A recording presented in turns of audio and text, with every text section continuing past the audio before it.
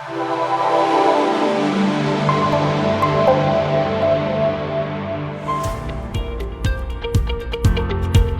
evening, Julien. How is life in Paris today? Good morning, Max. Life is great. Life is great. It's good. Actually, for the past few months, I've restarted traveling quite a bit. I've spent some time in the airplane, in trains, in car. Thing that did not happen over the past 2.5, 3 years. So, yeah, it's great. It feels good to travel again. What do you think? How do you feel about traveling again? I love traveling again. I did have an experience that was frustrating for me, and I think you're going to find it cuts you to your core. Oh, so that's going to be painful. All right. Yeah, if it's okay, can I jump on the couch here and get this one off my chest? Absolutely, please do that. All right, let me go. It's my turn. Put it that way. It's an economy couch, though, so it means you don't have space for your legs. That's not the business couch or the. Yes, yeah, exactly. I'll have them up around my face.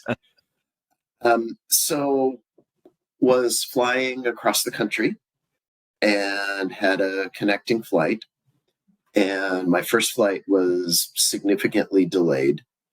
When it took off, there was a decent chance we were going to make our connection, but it got slowed down a little bit in transit, and it became clear while in the air that there's no way this flight was going to happen, what the connection was going to happen. It was middle of the day. There were alternate connections, but now I'm in the game of, how do I switch my flight? So I was working, so that meant I had internet access. So I went to the airline's website and they had chat. So I went to chat and said, hey, I'm on a flight that's not going to make its connection. Can I switch to the next flight? And just some bizarre, for some reason, that was a difficult concept for the agent to get. It took 2 or 3 rounds of, no, I'm on the flight now. I'm going to make the connection. You gave me access to your website. I'm using it. But eventually they understood. They said, no, you go talk to a gate agent when you land, which is the worst thing in the world because there's always a million people, because everyone on this flight was missing their connection, save 2 or 3 people, save the ones who weren't connecting. So I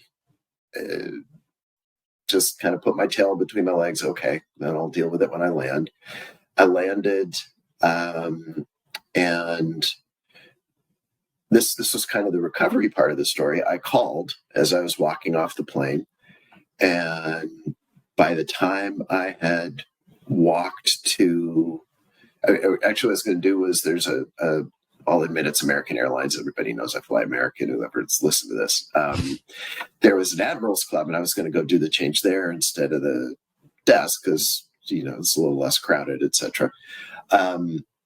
So before I even got there, I got somebody on the phone, and they switched me to the next flight. Absolutely no problem. Wasn't the experience I've had before where I landed and I got a text saying, yeah, we already put you on the next flight. But at least, it was quick and easy when I did that. But absolute, complete, and total breakdown trying to fix that in chat.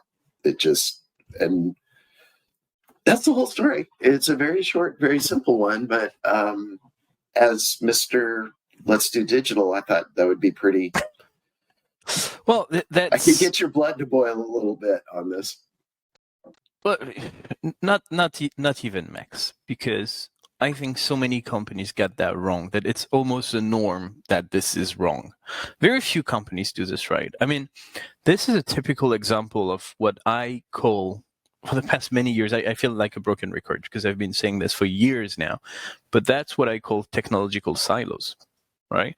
What I mean by that is the fact that the agent on the ground, the agent on the phone, and the agent over the web chat or live chat or app chat, whatever that is that you've been using, have different powers. They are empowered differently. They have different level of knowledge. They have different control over things.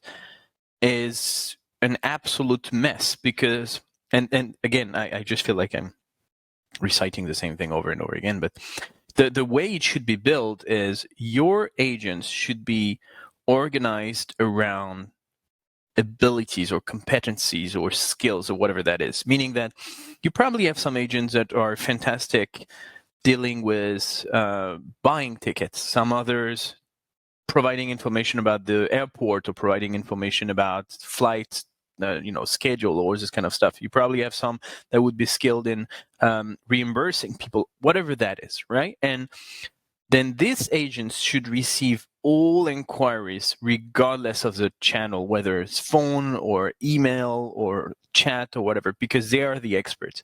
Here, that's a typical technological silo approach, meaning that your chat person probably receives any type of inquiry from I forgot my password to I forgot my sweatshirt in the plane the previous hour, to, well, I'm going to miss my connected flight and I can't do anything about it because your plane is late. And unfortunately, this agent probably doesn't have the breadth of knowledge of all these topics because that's gigantic. And therefore, he's not able to manage it properly. And even if he had the knowledge, he's not even empowered to do anything. Sorry, I'm going on a rant again. But that's very much a technological silo issue, just poor organization. It's nothing to do with technology per se. Is the way you organize people around technologies. Yeah, exactly. It's the way the technology is deployed. Exactly. Yeah, obviously, if you have an agent on the phone and an agent doing chat, those two people, you have configured all the technology for one of them to do this. It's not like you don't know how to configure it for the other one to do it. The only nit I would pick, and I think it's not actually something you probably intended to say, when you talk about the skills and the abilities of the agents, and they should do that, one flavor of that is some are good at talking and some are good at texting. So I don't think you should say this agent's going to get phone calls and then texts. There are a lot of agents who can do that, but there are also a lot of agents where that's not a good idea, that you want to do that. I don't think you were intending to say that. 1,000,000% agree with you, but those people should be part of the same team, meaning there should be those agents who are experts in invoicing and reimbursement and claims and whatever that is. But some of them will be doing phone because they have the skills for phone, and some of them will be doing textual digital thing because that's what they're good at. But at least they're part of the same team. They can help each other. They have the same knowledge, the same expertise. And then there is another team next door who probably half of them does phone and the other half does digital, but they are experts in I lost my password or whatever that is. But there should not be a phone team that is supposed to do everything without being trained for that, and a web chat team that only has half the capacity of the empowerment of the other team. That's really what I'm saying here.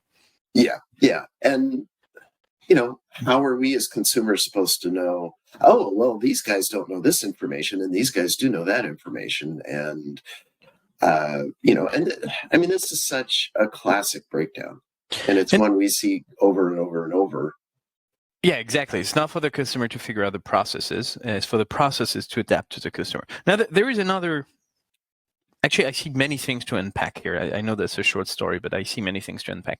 Another layer I'd like to explore is around web chat. Let's call it IVR for the lack of a better word. What I mean here is you got that guy talking on the live chat. Again, I don't remember if you said that was a web browser or an app, but you said you had to log in, right? You gave me access to your website. You probably provided some information at some point. So whether you logged in or you provided within the conversation, they knew who you were, right? So based on the fact that they knew who you are, they should know what plane you're about to take, where you currently are. You should not have to answer 15 questions or have multiple back and forth for people to even understand what the heck you're talking about, because you're a customer currently using their service, so there should be something obvious about it. That's missing. Also, going back to what I was trying to say about IVR, we as consumers, most of us feel like IVR is a devil. But the truth is, when done properly, IVR is actually fantastic, because instead of, again, talking to an agent that's supposed to know everything about everything, IVR gives you the ability to talk to the right agent that has the right skills and that has been handling similar cases for the past 15 hours, hopefully not the past few hours, and will be able to support you. And then you kind of lack that on the web chat, which should be an easy fix. Decision tree, chatbot, whatever it is you want to use to filter it out and redirect inquiries to the right teams. Why don't you have that? Why do you need to even provide context and answer weird questions about who you are and what it is you're asking for? And I'll take that a step further, and something I already kind of whined about when I told this story. Why aren't I getting a message saying, "Oh, we know you missed your connection. You're on the next flight." And okay, maybe you don't do that to everyone, but I'm high status on this airline. At least should be doing. And the weird thing is, I've had that happen before on the same airline. On the same airline, so I know they're capable of it. I know they do it sometimes. I don't. This time I connected through Dallas instead of Chicago. That shouldn't make a difference. So it's kind of interesting, the inconsistency of the experience. I mean, I don't mean to hurt your feelings. I know you're top VIP here, but I think that should be standard for everyone. I don't disagree. Don't get me wrong, but I could see an argument of, so there's 300 people on a plane times however many planes. There's a lot of delays. It just physically can't be done in some cases. And that's where I disagree, because I'm thinking 90% of the time, a machine could tell you there are 3 seats available on the next flight, there are 4 seats available on the next flight. You prioritize based on long-term customer, premier, business versus economy, whatever your system, right? But a machine can do that for close to $0. Now, the route I prefer is to overwhelm the agent on the ground that's going to have to deal with frustrated customers, that's going to have to deal with people asking for money, delaying the line, and then those people at the end of the line who are just exhausted and insanely frustrated, who will not even be able to get on the plane because there's been too much delay by the time that they're going to have to wait for another plane or two, probably staying the whole night in the airport and wait for. This is crazy. This probably costs way more money, higher turnover for the agents, and I don't think that's a win for anyone. That's a lose for the agent, lose for the customer, lose for the company. That's totally fair, and you're completely right. And everyone should get a message, even if the message is, we have you on standby for this flight, or we really don't have an option. You really do need to go to the desk because there's no more flights, like in the Bay Area. There's no more flights to San Jose, but there's one to San Francisco. I'm not going to book that automatically. I'm going to give you an option for that or something like that. But you're right. The cost of those poor people who get all the customers, all the flyers who've been standing in a long line and are ready to strangle them. Nobody. But even if you can't do the full automation, you can think about it differently. I could not tell you which airline, because honestly, I don't usually pay attention to that. I'm trying as hard as I can to do only direct flights. But very often when I'm in the flight about to land, like an hour, 30 minutes from landing, I usually get the steward or the captain or whoever to have this announcement saying, whoever has a connection flight to that city, be reassured, everything is on track. However, if you have a connection flight to that city, either you need to talk to the front desk, or we've already pre-booked some space on the next flight, or reach out to the flight attendant and we'll give you information. Whatever it is, that you kind of get proactive versus being reactive. Right. And the person on the ground, if you can't get the machine to do it for you, the person on the ground could at least get the heads up and start planning something so that by the time people come to that person, they have solutions instead of problems to fix. That, I mean, there was the whole process seemed to be broken. Couldn't agree with you more. All right. So should we stop on a beautiful agreement and just say that hopefully next time that will be better? I think we should stop. I'm not sure it's beautiful in terms of the agreement. the fact that what we're agreeing with is, quote, the whole process is broken, I'm not sure we can call it a beautiful agreement, but yes, I think it's the perfect moment to stop. And I think they are just big decisions to make. None of, I mean, again, we've said this in the past. It does sound easy when you just say it. You just complain as a customer. Everything sounds easy. There is another topic I love to bring up, which is Dunning-Kruger effect, which basically says that as an outsider who doesn't have any in-depth knowledge about a specific topic, everything looks easy. And as soon as you start doing your research and scratching the surface, you understand that it's way more complex than you estimated. So airlines booking system for most of them are still based on an archaic Sabre or what the name, the Amadeus or something like this, like archaic systems that have been around for decades that feels more like MS-DOS than Apple. And I understand the complexity and you lack APIs. And so it does sound simple, but you can already start changing the processes if you can't fix the machine quite yet. So let's leave it to that, and hopefully they will listen to that and fix your next trip. That's the best we can wish for, right? I think so. And I think the purpose of CX therapy is we get to play the consumer who doesn't know the background and just vent a little bit. So this is our workaround for all of that. Very fair. Very fair. I love it. Thank you so much. Do you feel any better today, Max? I do. I knew we were going to get, I knew there was no answer to this, but it's good just to, it was one I needed to get off my chest. And even though it worked out reasonably well in the end, it just was, especially given that the digital channel broke down, I just felt like I had to rub your nose in that a little bit. Excellent. I love it. Let's do that every other week. Thank you so much for your time, Max. Glad you feel any better. Glad that you managed to rub my nose into digital failures. At the end of the day, anyway, I'm not going to take it personally. And then I will definitely talk to you next time because I'm pretty sure I'll have a terrible story for you by then.